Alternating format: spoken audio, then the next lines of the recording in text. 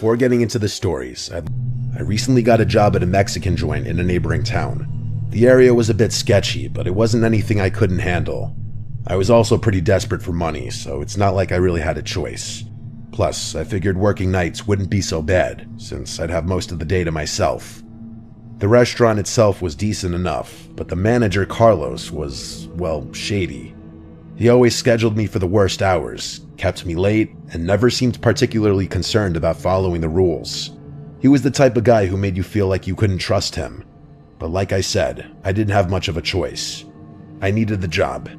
One night, while closing up, I started hearing these weird noises. I was mopping the tiled floor in the kitchen when I first heard it. As I was mopping, I picked up on these two muffled sounds that sounded like soft thuds and scraping. They were coming from below the floor. It was faint at first, but I knew I wasn't imagining it.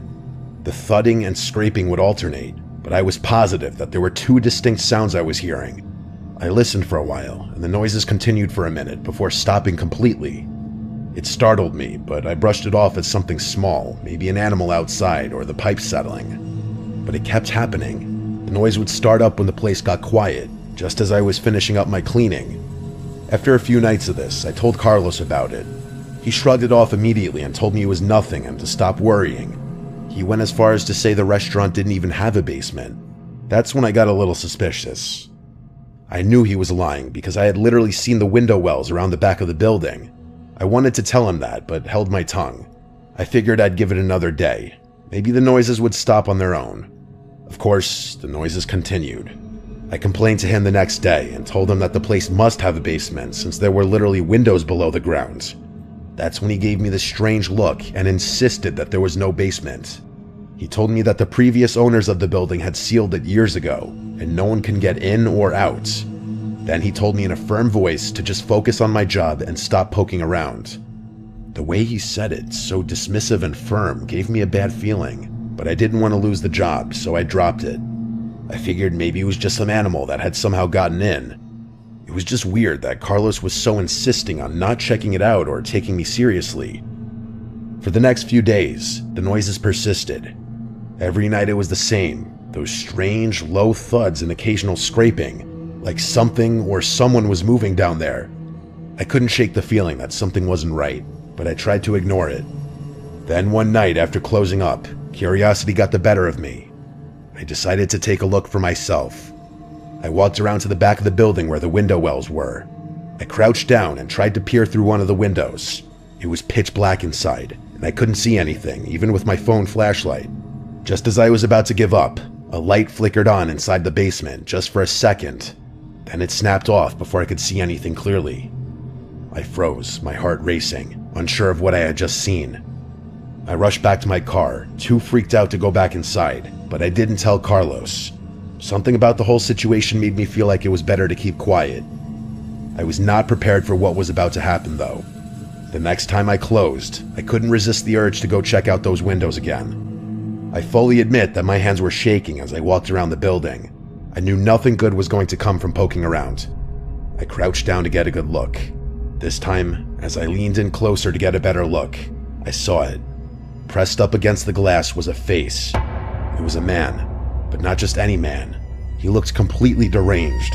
His hair was wild and his face was filthy, like he hadn't bathed in weeks.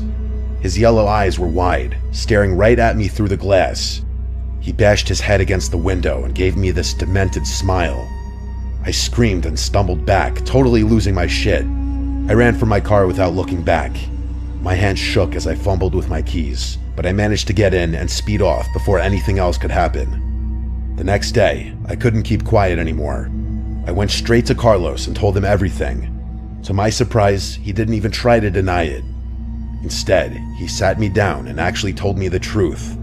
He admitted that the person I had seen was actually his brother, who had been living in the basement. He said his brother was mentally ill, dangerous even, and Carlos had been hiding him down there to keep him out of trouble. The basement had been sealed off to the public years ago, but Carlos had found a way to let his brother live down there, away from prying eyes. He urged me not to say anything, and said he'd appreciate it if I forgot this whole thing ever happened. I didn't know what to say. I wanted to quit right then and there, but I couldn't. I was so strapped for cash that the idea of looking for another job didn't feel like a real option. So I stuck around, convincing myself it would be fine as long as I stayed away from the basement. I tried to keep my head down and avoid Carlos, but the whole thing left me on edge. A few weeks later, something happened that made me regret staying. It was late, and I had just finished closing up. As I walked to my car, I noticed something or someone lurking in the tree line next to the parking lot. It was just a figure, but I knew in my gut it was a person. I had a feeling I knew who it was. My heart started racing, but I pretended not to notice. I kept walking, trying to stay calm, but then I heard footsteps behind me. I glanced over my shoulder, and there he was, the same man from the basement. He was hobbling strangely toward me, but clearly moving as quickly as he could. I scrambled for my keys and managed to unlock the door and throw myself inside just as he reached the door. He slammed his face against the window, smearing it with dirt and sweat, and started pounding on the glass. I screamed, but I couldn't think straight. All I knew was I had to get out of there. I sped off as fast as I could. I'm not sure how I made it home that night without crashing. I've never been more scared in my entire life. I still thank God that he had some kind of limp, otherwise he would have definitely caught me. That was my last night working at the restaurant. I called the police from the safety of my apartment, but I never went back. I didn't want to know what happened next, whether they found the man or if Carlos got in trouble for what he'd done. I just couldn't be involved anymore. Even now, though, I can't shake the feeling that Carlos might come looking for me one day. I don't know if he'd go to great lengths to do something like that, but it's a thought that sits in the back of my head. I never found out what happened to the restaurant, Carlos, or his brother, and honestly, I don't think I want to.